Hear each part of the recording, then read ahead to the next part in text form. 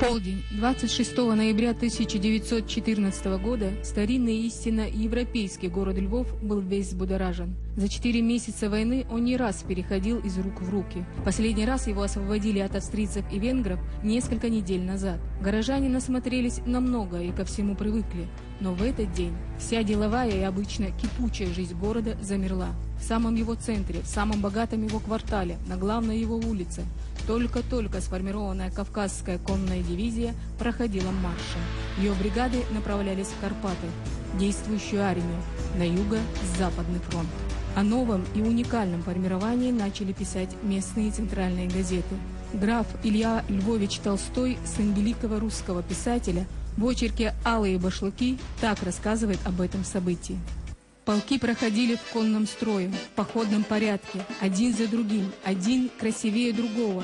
И весь город в продолжении целого часа любовался и дивился невиданным дотоле зрелищем.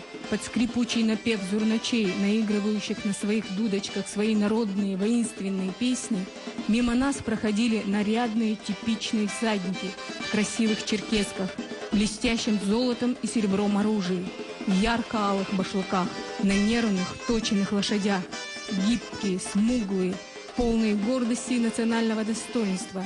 Что не лицо, то тип, что не выражение, выражение свое, личное, что не взгляд, мощь и отвага.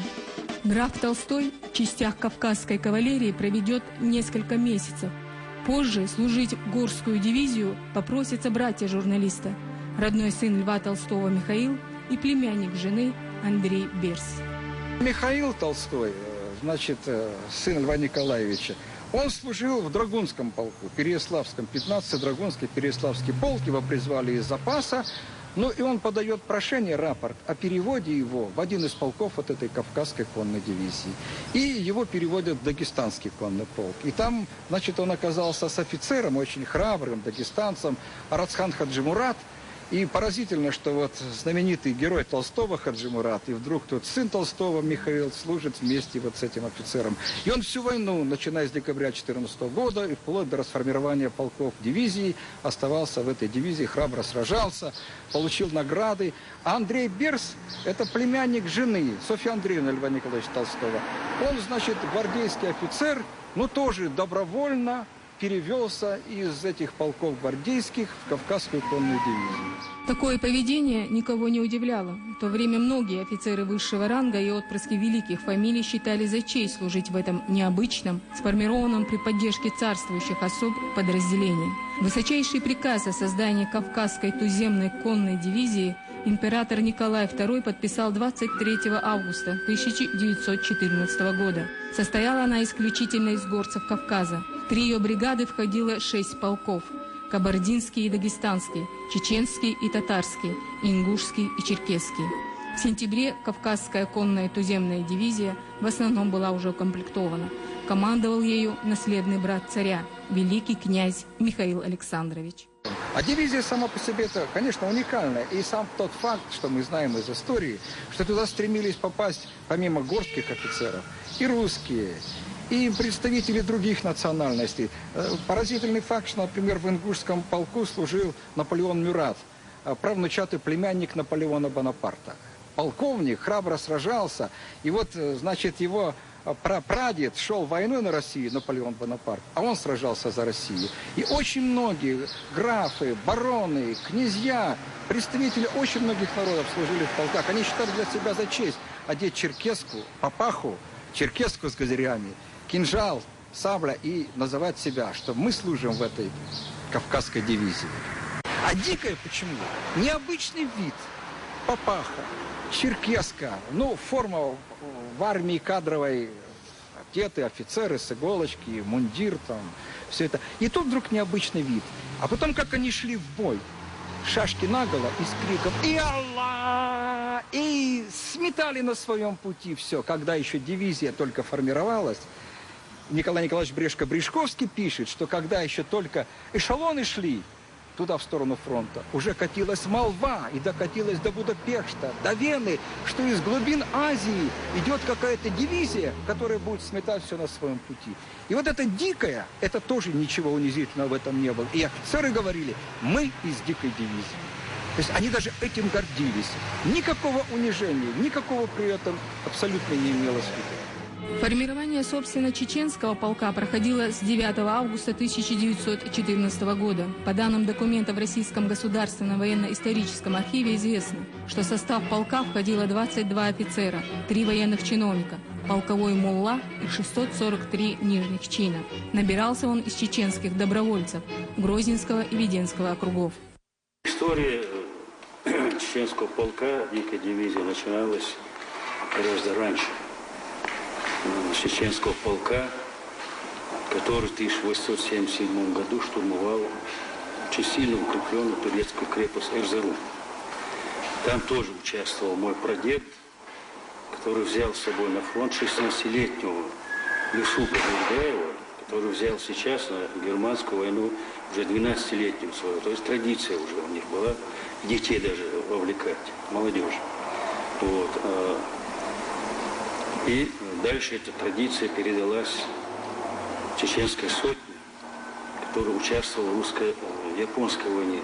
Там была кабардинская сотня и чеченская сотня. Вот там участвовал Изул из Наур-Дубаев. Провел он несколько войн, в нескольких войнах участвовал и отличался таким вот беспримерным, что ли, мужеством и был душой. Когда под Мукденом на полуострове Ляудун, маньчжурской армии, когда проходили бои, то чеченская рота, она, образно говоря, как кинжал сквозь масло, пробивалась вперед, к Порт-Артуру пробилась. Но вот бездарность генерала во главе с Куропаткиным, который, кстати, по непонятным причинам потом стал и министром военным России, он проиграл эту войну. Но чеченская сотня пронесла честь своего происхождения, и из Дубая вернулся домой. И когда был брошен клич уже моим дедом, его зятем, мой дед женат на его дочери был. Он первым откликнулся, за ним пошли где-то 13 Дубаев. Командиром чеченского конного полка был назначен потомственный боевой офицер, подполковник Александр Святополк Мирский. Дворянин родом из Витебской губернии, но уроженец Терской области, где в основном проходила служба его отца. Адъютантом полка стал Абдулмежид Чермоев. Его призвали в армию из запаса в связи с начавшейся войной. Абдулмежид, известный больше как Топа Чермоев, представлял собой яркую личность в истории Кавказа. Родился он в Грозном в 1882 году. Его отец был генерал-майор Орца Чермоев, выходец из бельтоевского рода. Первые свои награды Орца получил, участвуя в Кавказской войне против Шамиля. Особо отличился в русско-турецкой войне и, будучи командиром чеченского конного и регулярного полка, за отличие в делах против турок был награжден многочисленными боевыми орденами и золотым оружием. А веренное ему добровольческое подразделение за подвиги мужества и храбрости, оказанные в продолжении турецкой войны, было удостоено указом императора Александра II особым почетным знаменем. Генерал был женат на 3 женах, имел 6 сыновей и 5 дочерей. Младшему Абдулмежиду, когда умер отец, было всего 13 лет. Через 4 года юноша поступит в Петербурге, привилегированное Николаевское кавалерийское училище. Службу начнет в Осетинском конном дивизионе, но вскоре вновь вернется в Петербург и будет зачислен собственный его величество конвой. В 1907 выйдет в запас, став крупным нефтепромышленником и собственником значительных нефтеносных участков в Грозненском округе. На войну Топа пойдет в чине штаб-ротмистра чеченского конного полка. Полностью сформированный и прошедший предварительный курс обучения в лагере под Грозным, его полк под командованием Александра Святополка Мирского отбудет из Чечни в начале октября 1914 года к месту сбора всей Кавказской конной дивизии.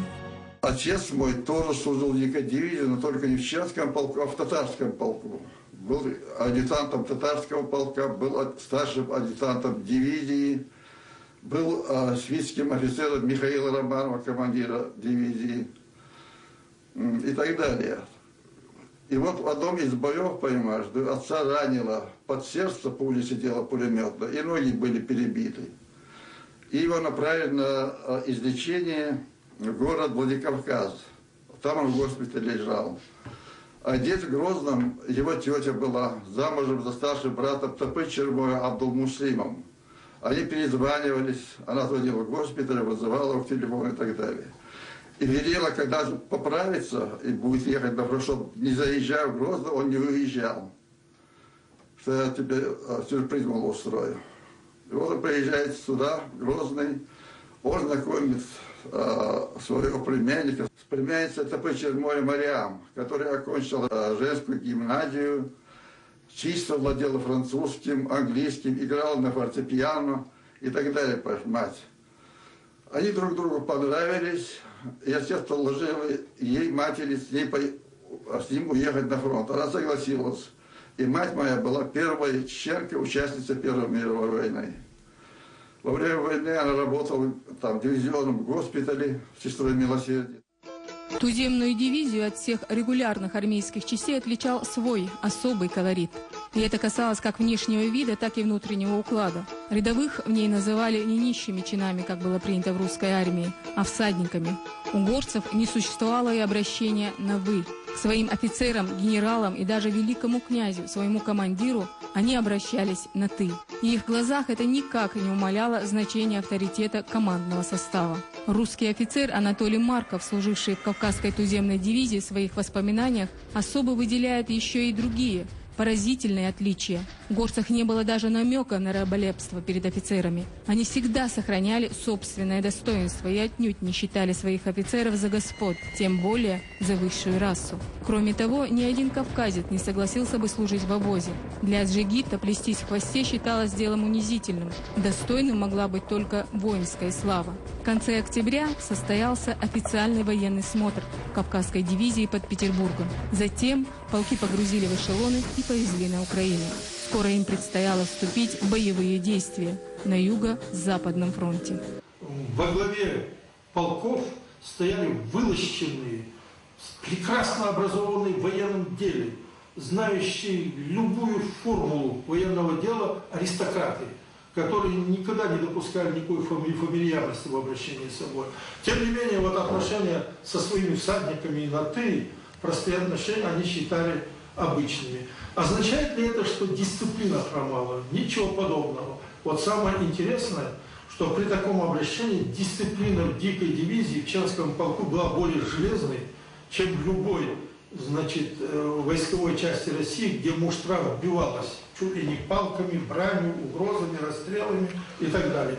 Здесь этого совершенно не было, да и не было нужды в этом. Отношения были другие. Здесь совершенно интересно, даже историки недостаточно оценили, совершенно своеобразно слились две вещи.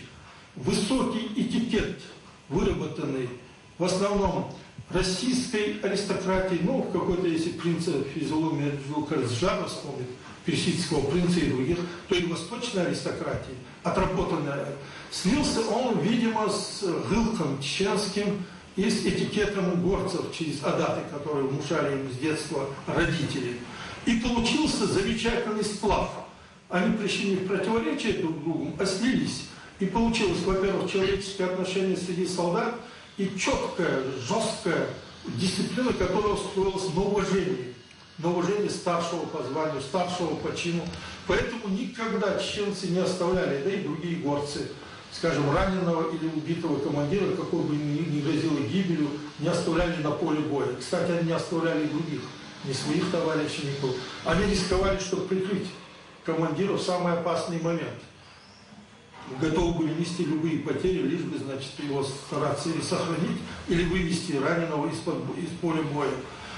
Они выполняли любые указы. Сначала были забавные анекдотические вещи, потому что строевой устав они плохо знали, но потом по ходу боя овладевали им. Язык плохо знали. Но в ходе боя овладевали и становились образцовыми воинами, солдатами. И через короткое время о дикой дивизии стали писать, что гордость русской армии. Это была единственная войсковая часть, которая ни разу без приказа не отступила. Да и с приказом ее не всегда легко было заставить отступить.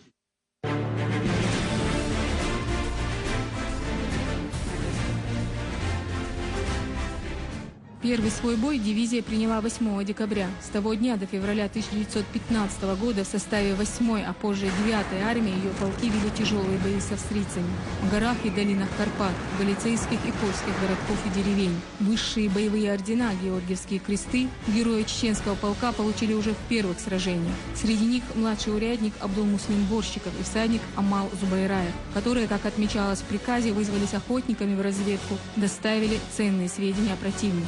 Младший урядник Чингисхан Эль-Мурзаев, всадник Исайпудин Джамалдаев, Эль-Мурза Магомадов втроем в деревне Волосатая провели разведку боем, взяли в плен 12 солдат неприятеля.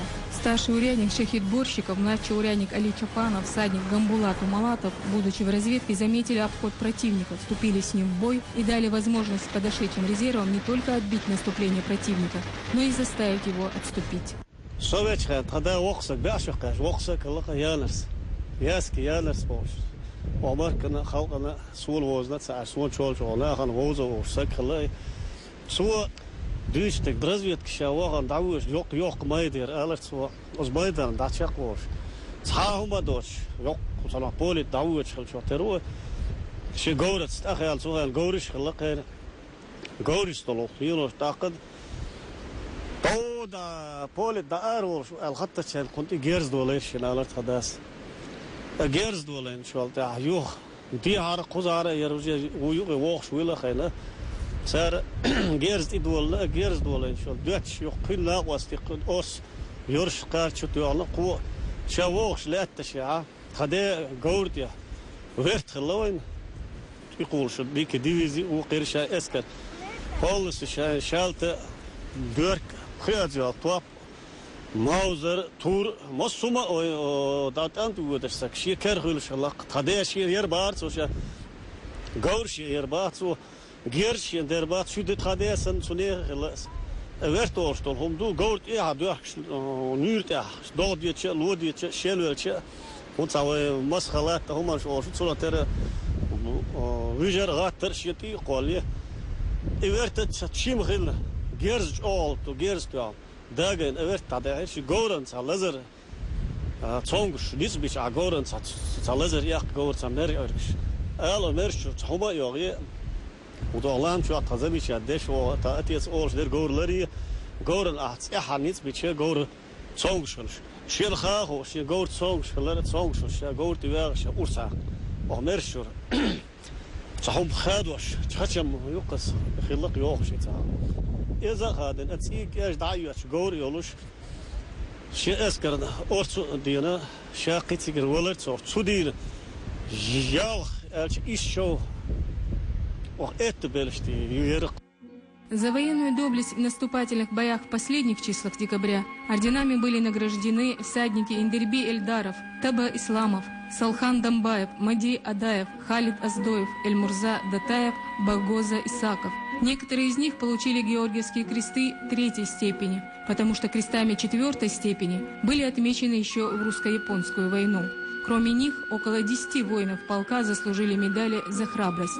А офицеры, ветераны войны с Японией, штабс-ротмистр Абдулмежид Кужуев, прапорщик Магомед Вагапов были пожалованы приказом за номером 1 по войскам 9-й армии от 1 января 1915 года орденами святого Станислава 3-й степени, мечами и бантом.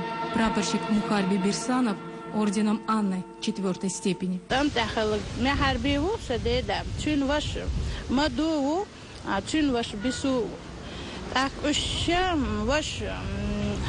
شيء تندعينا أما هربي في плен وهم تجادي شرح плен ухал. Так это было в 16 году хелпом. То есть харчон шин ранитин хала дедаву из так выш там уже отступить демиш юрбезан, а он в поле боя оставился и там так шалазинца. Так харбела эльвиш табахан табах цара юк иш такир вахан уктери.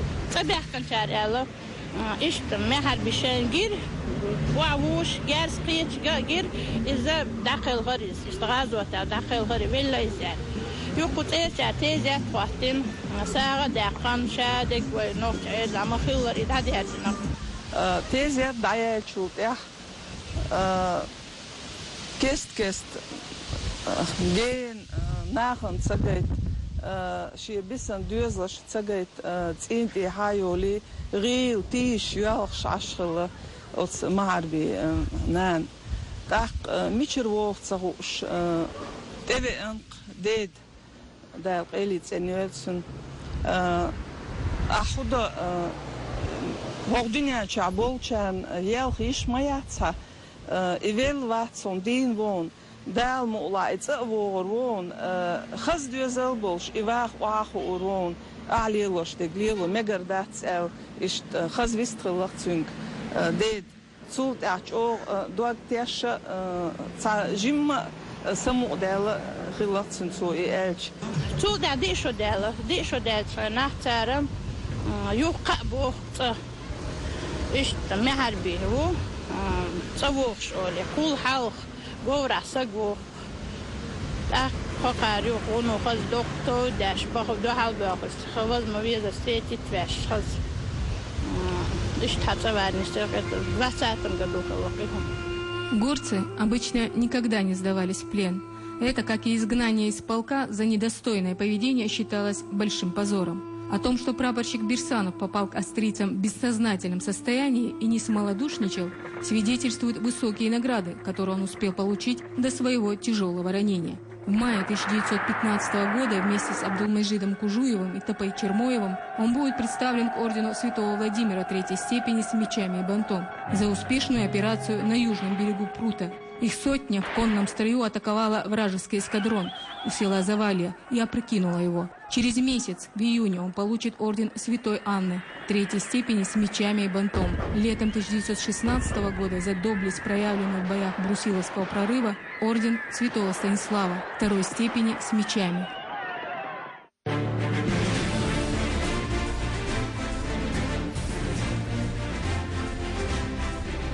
Наступательная операция и разведка боем у всадников чередовались с отражением контратак крупных сил неприятеля. В зимние месяцы противник пытался прорваться с юга к окруженной русской армией крепости Перемыш со 120-тысячным гарнизоном. В штабных документах тех лет говорится, что кавказские полки выполнили боевую задачу. Там, где они стояли, враг не прошел. Там, где наступали, враг был повержен. В этих боях получил свой первый Георгиевский крест и Хатус Адулаев из Сержанюрта, известный впоследствии герой гражданской войны.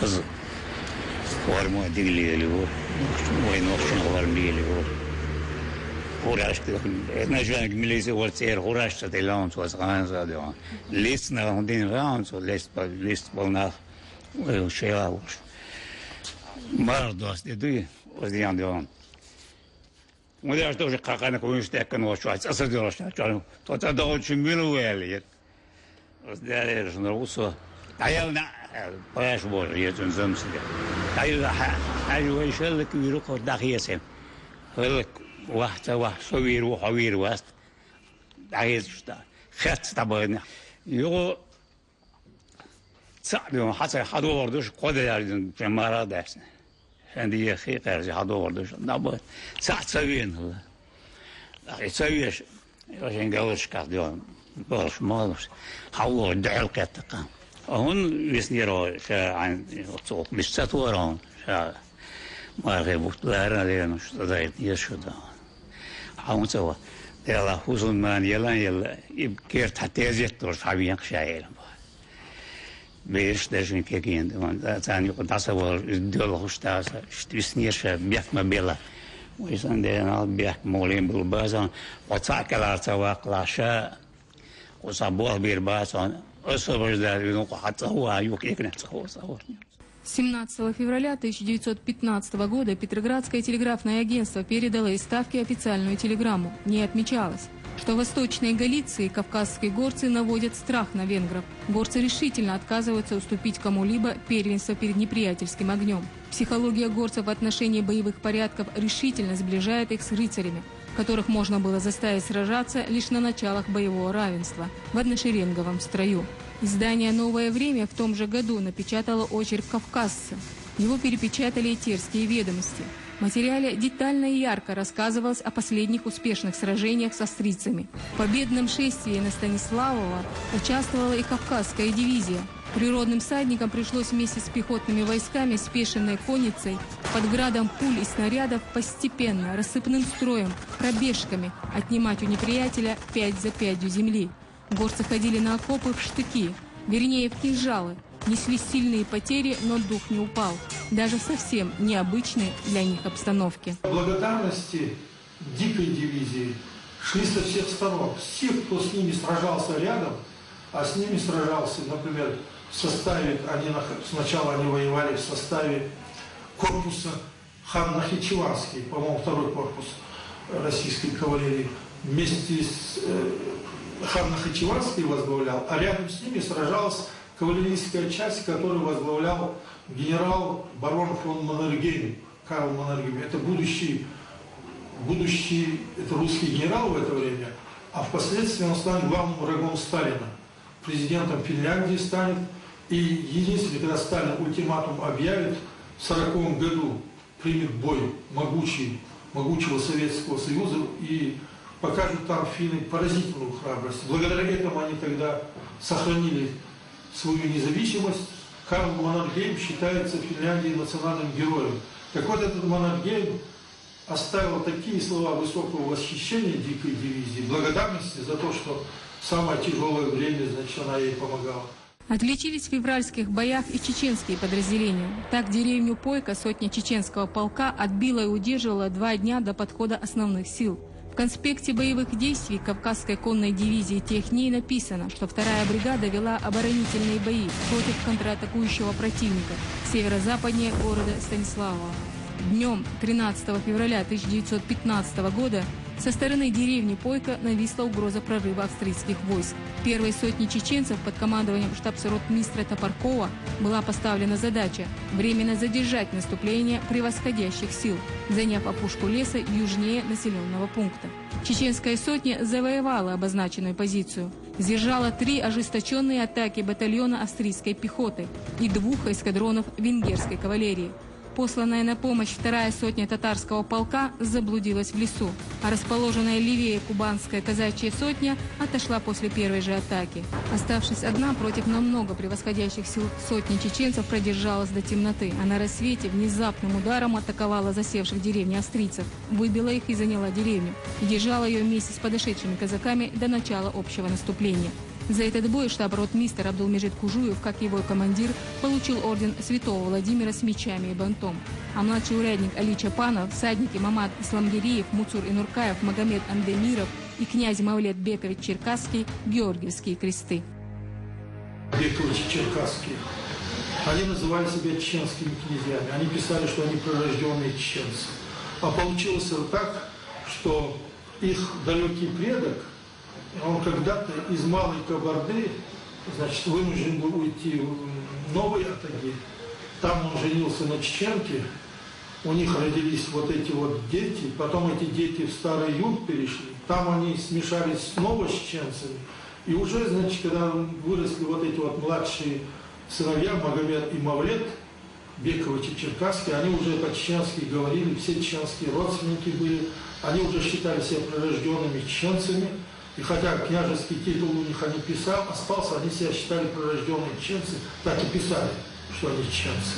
И они прославились очень тоже в этих боевых действиях, быстро получили офицерские звания и тоже стали в чеченском полку возглавлять какие-то внутренние подразделения. Во второй половине февраля 1915 года 2-я бригада, в которую входили чеченские и татарские полки, наступала в районе села Обрень, 25 километров от Станиславова. В результате ожесточенных боев успешное взятие Бrini обеспечило войскам дальнейшее наступательное движение. В этом сражении был убит командир чеченского полка, Святополк Мирский, который сам возглавил атаку своих спешенных сотен. Подвиг полковника посмертно был отмечен орденом Святого Георгия 3-й степени. Его адъютант, штаб-ротмистр Топочермоев, за проявленную храбрость в том бою был награжден орденом Святой Анны. Святополк Мирский из объединившей ветви князей Святополк-Мирских, очень храбрый человек, умница большой и герой. Он погиб в бою, значит, возглавляя атаку чеченцев, когда было особенно трудно. Пехоте пришлось спешиться и по глубокому снегу, по пояс, по грудь почти идти на пулеметы. Он, видя, что его всадники несут потери, возглавил, дважды был ранен и погиб геройски. После него чеченский полк возглавил тоже замечательный офицер, персидский принц Фазлулла Мирза Каджар. Несколько раз был ранен. Сами чеченские всадники, спасая его, значит, под пули лезли, вытаскивая из-под огня. Каждый раз он возвращался, значит, возглавлял чеченский полк и с ними вместе сражался. Полковник граф Воронцов-Дашков, сын наместника Кавказа, восхищенный отвагой всадников в мартовских боях, писал в донесении великому князю Михаилу Александровичу: «С чувством особого удовлетворения должен отметить геройскую работу полков, веренной вашему императорскому высочеству дивизии, промокшие от проливного дождя, идущего всю ночь, ослабевшие от 4-дневной уразы, всадники по вязкой от дождя земле стойко и стройно шли под градом пуль, почти не залегая, и трепет обнимал противника, не выдержавшего такого стремительного наступления». С тем же восторгом писал об атаках горцев и известный журналист Брешко-Брешковский, не раз бывавший на фронте и в полках дивизии. Стихийной, бешеной лавиной кидаются они, артистически работая острым, как бритва, кинжалом, против штыков и прикладов. Об этих атаках рассказывают чудеса. Австрийцы давно прозвали кавказских орлов дьяволами в мохнатых шапках.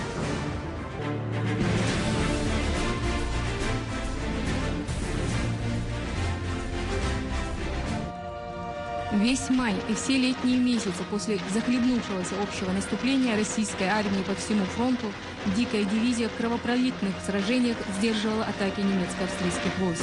Так, 3 июля тяжелый бой у деревни Шитовцы выдержала 4-я сотня чеченского полка под командованием штабс-ротмистра Абдулмежида Кужуева. В приказе о его награждении георгиевским оружием было сказано: Кужуев в бою у деревни Шитовцы, занимая со своей сотней важный населенный пункт, выдержал 3 настойчивые атаки превосходящих сил противника и тем дал возможность подойти слева пехоте, и вместе с ней перешел в наступление. Был дважды ранен и контужен. Разрешил унести себя с позиции лишь только тогда, когда все раненые сотни были вывезены и отправлены на перевязочный пункт. За отвагу в этих сражениях от имени царя великим князем Михаилом Александровичем были награждены 18 всадников чеченского полка. А ровно через год в сражениях Брусиловского прорыва за боевое отличие Кужуев был произведен в ротмистры и представлен к ордену святого Станислава 2-й степени с мечами. Но об этом он так и не узнал.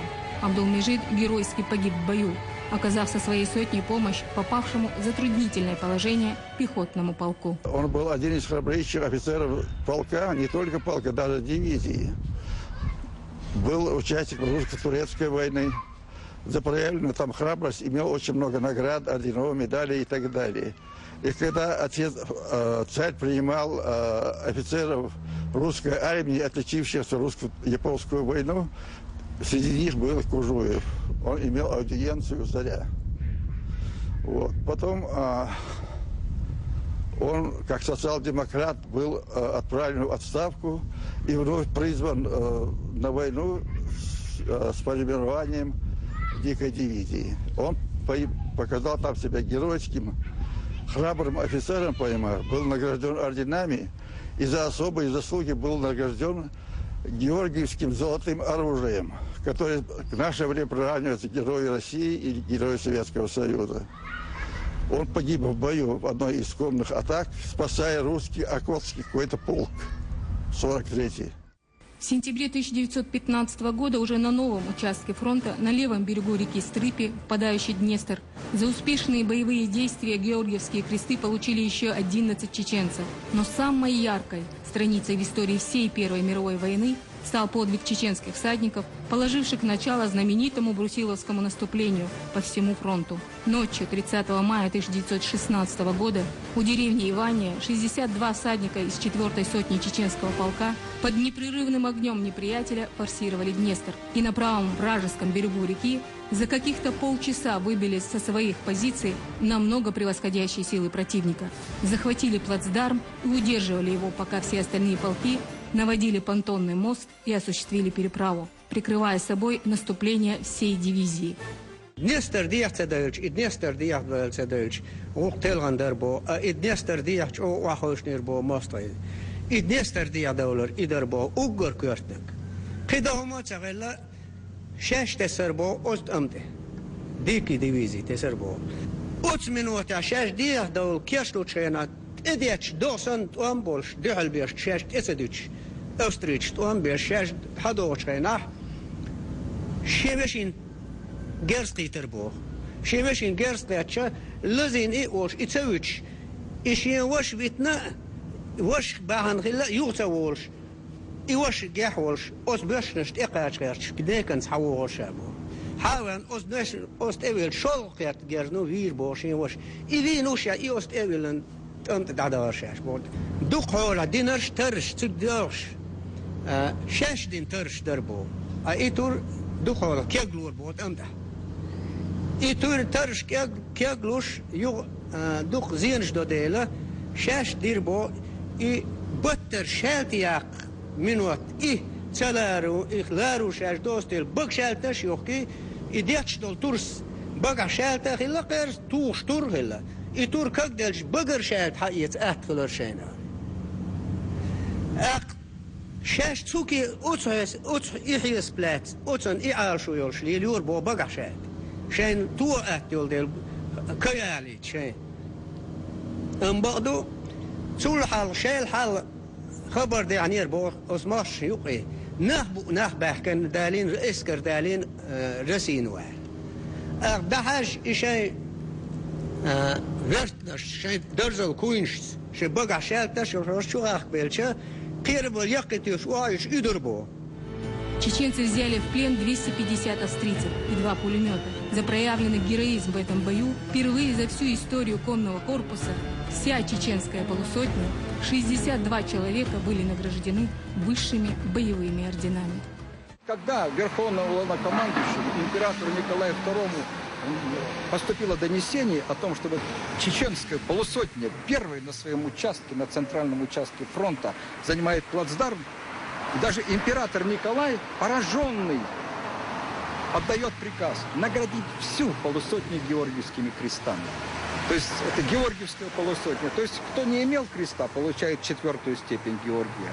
Кто имел, получает, соответственно, там 3-ю степень, 2-ю степень. Ну, на 1-й никого не было. Но вся полусотня была награждена. Факт, конечно, это очень редкий в истории. Почти легендой стала на фронте история о разгроме всего 2 полками, ингушским и чеченским, непобедимой немецкой железной дивизии. С ней боялись соприкоснуться отборные гвардейские части французских, английских и российских войск. Рассказывают даже, что все началось с почти забавного эпизода. Однажды, пишет ингушский исследователь Ахмед Ахриев, в результате фронтовой неразберихи случилось так, что дикая дивизия совершенно неожиданно для себя столкнулась с гордостью кайзеровской армии железной немецкой дивизии. По данным разведки, русские и немецкие войска должны были разделять десятки километров. А потому и те, и другие, оказавшись так близко друг к другу, несколько подрастерялись. Немецкий авангардный полк начал трубить сбор. Лошадь у одного ингуша была трофейная. Услышав родные позывные, она помчалась к своим.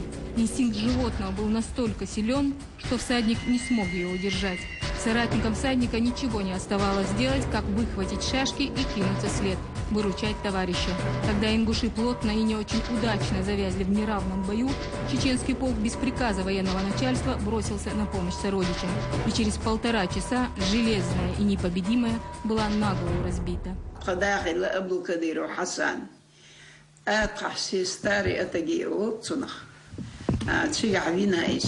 Цюндей деш нахила, элем нахила. Ак иза джимолш, дахин дина и моли цалелинцу, ну дешвел арабский мот, масит мот рушила қиметни шрина цунда шрина. Ак юха сун биргел, я не знаю, что цана кадетский корпус, а дешем Грузия ол шридза суна. Армия вахна иза 22 года долж, германский, там и вахан чуте дукайс. Юг брюсселовское наступление в 16 года подразделение, в каком-то подразделении в этой армии командовал он, в дикой дивизии. Ингушский полк Летч تبس على تشيرموي سو على حسن ويجي بوتش على سو دلع كمان دي صحيح غازوت دي كنت إلتر دوال اسمتي تلتقش يتاق التليجرام تاع إشبت رجلات دقي يوصل تاع يتوام شق بالشول تاع تليجرامش يا ايتين باشرينيش يلا مش هيك دينا قلت نخشيش كوكاز شخصة بنا. О том сокрушительном бое остались свидетельства и с немецкой стороны. Воспоминания кайзеровского солдата, сохранившиеся в архиве, дают довольно яркую картину стремительной атаки горцев и передают всю сумятицу чувств железных воинов. На нас надвигалась конная орда. Внешний вид их был поистине страшен. Конники с дикой скоростью приближались к нашим окопам. На запястье каждого вращалась шашка.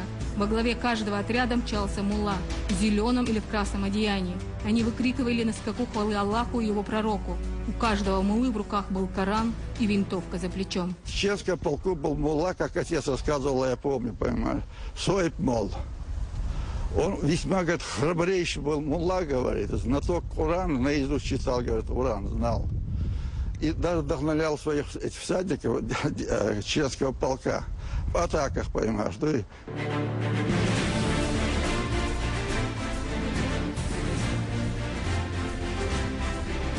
В конце августа 1916 года Румыния объявила войну Германии и Австро-Венгрии и стала таким образом в войне с союзницей России. Румынская армия начала боевые действия, но противник нанес ей поражение и занял Бухарест.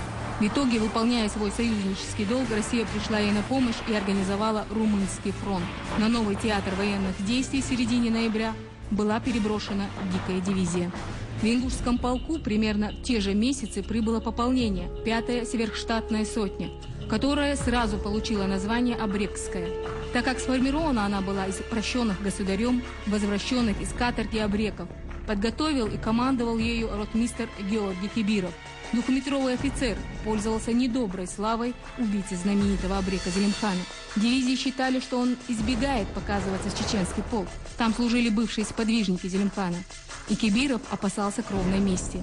Однако кровники, как свидетельствует издание «Терские ведомости», повели себя по-рыцарски. Спиридонов в статье «Всадники» пишет: не говоря уже о том, что кровники сами заявили Кибирову о питаемых к нему чувствах и о том, что на время войны они считают нужным забыть личные счеты, они в одном из боев блестяще доказали правдивость своих слов. Когда сотник Кибиров в пылу горячей схватки с немецкими кавалеристами вдруг очутился один против нескольких немцев, то первыми ему на выручку бросились кровники Зелимхана.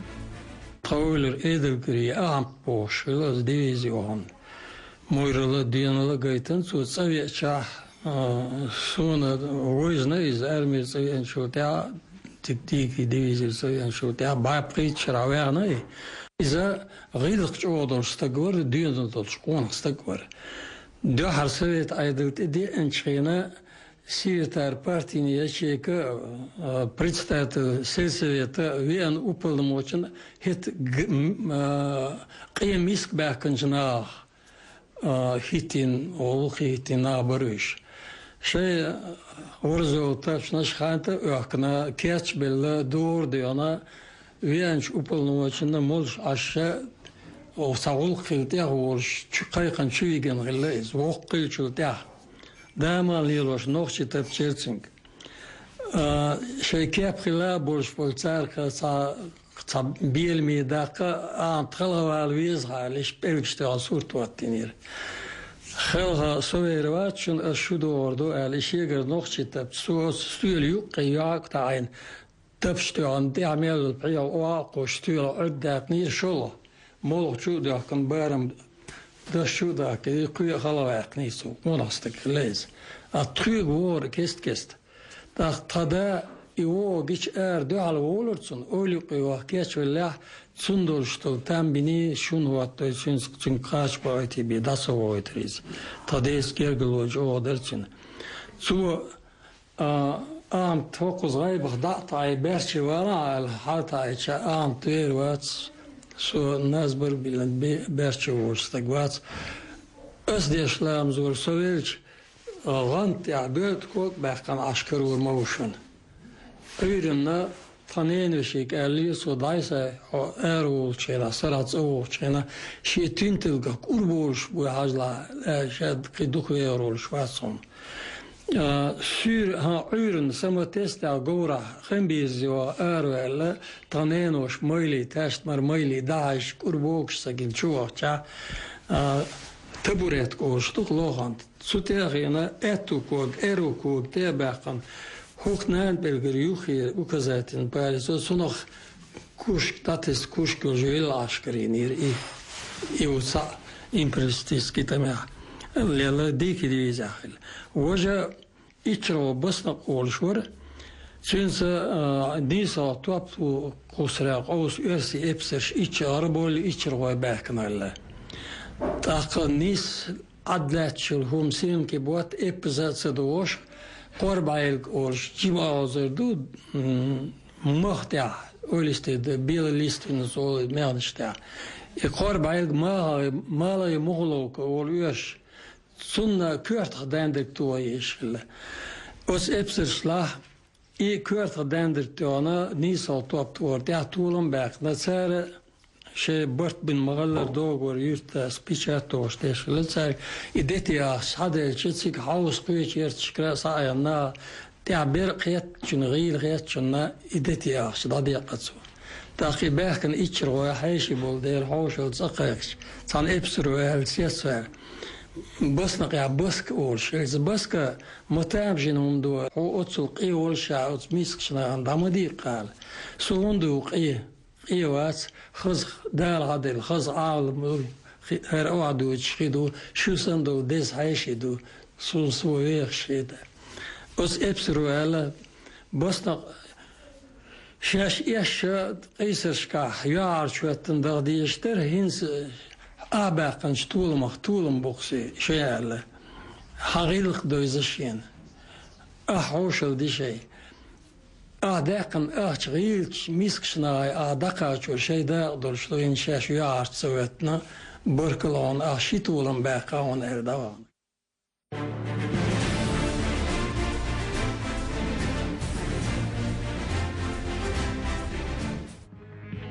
Громадные нагрузки выпали на долю Кавказской дивизии в период наступления 1916 года, затем и в тяжелых боях в Румынии. Новый 1917 год Кавказская дивизия встретила на Румынском фронте, а в конце января вступила в Бессарабию. 3 февраля на центральной площади Кишинева великий князь Георгий Михайлович вручил всадникам всех 6 полков дивизии 242 георгиевских креста разных степеней. Ими они награждались за мужество, проявленное в период Брусиловского прорыва в Галиции и в Буковине, в боях на Румынском фронте. Однако всего через 3 недели в стране начались большие потрясения, и очень многое изменилось. В Петрограде произошла февральская революция. 2 марта 1917 года Николай II отрекся от престола, передав наследие своему брату Михаилу Александровичу, бывшему командиру Кавказской дивизии. Но и он на следующий день отказался от престола, обратившись народом России манифестом. Власть в стране взяло на себя Временное правительство во главе с Керенским, а верховным командующим стал генерал Корнилов. Еще полгода на войне, среди хаоса и всеобщего смятения, Кавказская туземная конная дивизия обеспечивала порядок среди отступавших войск. Ее полки прикрывали их от ударов противника. А когда неприятелю удавалось осуществлять атаки и прорываться в тылы русских, всадники-горцы совместно с еще сохранившими боеспособность воинскими частями вступали в бои с немцами и отбрасывали их. Даже были такие случаи, когда отходили кинувшие фронт русские солдаты, дикая дивизия прикрывала отход 4 корпусов. Надо себе представить, что такое корпус. В корпусе находятся 2-3 армии. Это сотни тысяч воинов. Сколько было в дикой дивизии воинов? Примерно 3,5-4 тысячи человек. И вот эту громадную бегущую массу прикрывает крохотная горсточка. Сама дикая дивизия за время войны, в том числе и Чеченский полк, сменила 4 состава. Что это означает?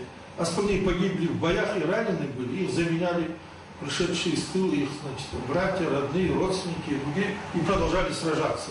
В документах Кавказской конной дивизии содержатся сведения об офицерах, награжденных орденами за мужество в июньских и июльских боях 1917 года.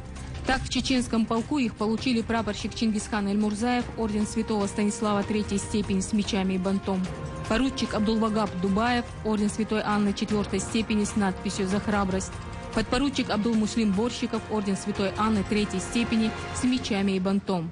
В военных сводках подчеркивается, что 29 июня чеченский конный полк сделал смелую атаку перед городом Калушем, взял 4 тяжелых орудия. 4 июля вместе с другими 3 полками дивизии блестяще атаковали наступающего неприятеля и спасли положение. В Кавказской конной дивизии сохранялась дисциплина, сохранялось уважение к офицерам и сохранялось все то, на чем держатся воинские формирования. И вот когда последнее наступление началось в 17 году, то в июне месяце вот Кавказская конная дивизия, полки именно были одними из самых стойких. И сражались так, что служили примером для многих частей российской армии, которая в своей массе очень уже разлагалась под влиянием большевистской пропаганды. И вот под городом Калушем, в Западной Украине, 28 июня Шахид Борщиков, значит, во главе разъезда выехал на разведку. И вдруг видит, что стоит батарея неприятельская. Значит, и он ее захватывает. Это факт вообще поразительный. Причем, значит, в сообщении Ставки Верховного Главнокомандующего сказано, что чеченский полк лихим набегом захватил 4 орудия. Но документы говорят, что было 5 орудий. И причем это удивительная история. Эту прислугу, они расстреляли, пока подходила подмога, значит, расстреляли прислугу, кого-то забрали, кого-то изрубили, и захватили вот эти орудия. Его представил командир полка, уже был тогда Джамалуддин Мусалаев, командир чеченского полка, представляет к ордену Святого Георгия. Он был прапорщик, Шахид Борщиков, к ордену Святого Георгия 4 степени. Но вся эта уже неразбериха, которая там начиналась, то уже документы не доходили до верха, чтобы вынести решение начальства. К сожалению, он не получил. Но подвиг, конечно, который он совершил, он остался в истории. В августе кавказские полки окажутся на гребне сложных политических событий. Срочно вызванные верховным командующим с фронта, части дикой дивизии были направлены в Петроград для поддержки Корниловского мятежа и подавления народных волнений. Однако горцы в этом заговоре участвовать не стали и стрелять невооруженных людей отказались. После чего туземная дивизия под предлогом формирования корпуса со значительным пополнением была отправлена на Кавказ. Корнилов-то хотел навести порядок в России, установить диктатуру. Керенский сначала с ним сговорился по этому поводу, а потом объявил его предателем и так далее. Но дикой дивизии, видите, тут, может быть, была беда в том, что это делалось восстание под страшной тайной. Чеченцам и другим горцам, которые в дикой дивизии был, ингушам, кабардинцам, им объявили, что они идут не в Петроград подавлять восстание большевиков, будущих, как там сказали. Им сначала объявили, что они идут защищать. При Гапало немцы подходили к Петрограду, что положение плохое, и там нужна такая воинская часть боевая, как дикая дивизия и другие, и их перебрасывают на защиту Петрограда от немцев. Их обманули сначала, когда они перебирались. Потом, когда они двигались дальше, там был Петроградский комитет союза горцев, и они направили навстречу дикой дивизии на родном языке рассказать им, что происходит и куда их ведут людей. И большевики там не проникали, они их не очень-то и приветствовали, да и знали, в общем-то. Правда, была пулеметная команда с балтийских матросов, некоторые артиллеристы, которые за большевиками шли и, в общем-то, не ходили. Но самые рядовые, они не были подвержены большевистскому влиянию. Но когда им рассказали, что их ведут, значит, подавлять, что правительство на месте, что руководитель Керенский на месте, что он, значит, заявляет, что вот этот их Корнилов предатель, которому они верили, что их ведут, значит, залить кровью, значит, рабочих, солдат, то-то, то-то, русских, Петроград и так далее, что их будут проклинать их матери, отцы, когда они вернутся на Кавказ за это. И так далее, что хотят восстановить старый строй, где будет угнетение, там, скажем, малых народов и тому подобное. Вот примерно, что им рассказали. Поэтому они были потрясены услышанным и стали отказываться двигаться дальше. Они ни полицейскими, ни карателями быть не желали. И не желали, значит, в своей стране развязать гражданскую войну. Потом развязали, вопреки их мнению. Их самих вовлекли, но это было потом. Они же были защитниками Отечества, Родины, своей страны, своих народов. Так они себя и рассматривали. В конце августа 1917 года газета «Терский вестник» опубликовала статью о дикой дивизии. В ней ссылкой на графа Полецкого была дана оценка ратному подвигу неустрашимых воинов. Дикая дивизия побывала на всех фронтах – на германском, галицийском, румынском. Везде проявляла чудеса храбрости. Боевые успехи дивизии огромны. Только количество взятых в плен неприятеля угорцев 4 раза превышает состав самой дивизии. Она понесла за время своей боевой деятельности много потерь. Но кавказские горцы держатся с огромным мужеством и непоколебимой твердостью. Это одна из самых надежных войсковых частей, гордость русской армии. Кавказцы имели полные моральные основания никакого участия в русской войне не принимать. Мы отняли у кавказцев все, их прекрасные горы, их дикую природу, неисчерпаемые богатства этой благодатной страны. И вот, когда вспыхнула война, кавказцы добровольно пошли на защиту России и защищали ее беззаветно. Не как злую мачеху, а как родную мать. Все кавказцы таковы, в них живет истинный дух рыцарства. И на предательство, и на удары сзади, из-за угла они не способны. Не против России и русской свободы идут воины дикой дивизии. Они сражаются вместе с русской армией, впереди всех, смелее всех, умирают за нашу свободу. Неоплатный долг лежит на всей России, перед всем Кавказом, перед льющей свою кровь уже 3 года за Россию благородной дикой дивизии. В те дни бесстрашные воины еще не знали, какие сюрпризы преподнесет им судьба. Они еще не знали, что в октябре грянет новая пролетарская революция. И потом уже новое большевистское правительство отменит все существующие чины, награды и привилегии. А они из героев превратятся в царских прислужников. Эшелоны везли их домой, на постоянное место дислокации. Герои войны считали километры, отделяющие их от встречи с родными. Строили планы и верили, что все лучшее еще впереди. На протяжении всей Первой мировой войны 1914 по 1917 годы через службу в туземной конной дивизии прошло более 7 тысяч всадников уроженцев Кавказа. Около 3500 из них были награждены Георгиевскими крестами и не меньше Георгиевскими медалями за храбрость, а все офицеры неоднократно удостоены высшими российскими орденами.